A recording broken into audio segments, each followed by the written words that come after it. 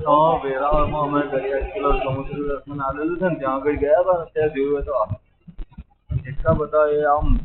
ત્રણેય બે જણા તો આમ ત્રણેય ગયેલા અંદર પાછા ગયા ત્યાંથી એક આમ ચર્ચમાં ઉભેલા કોઈ ચલો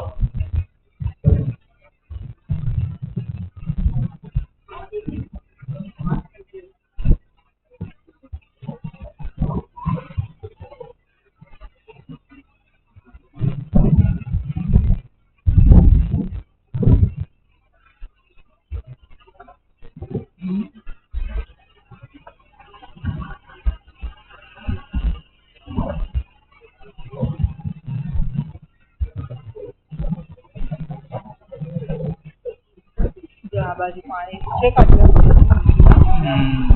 બાજુ બહુ આવે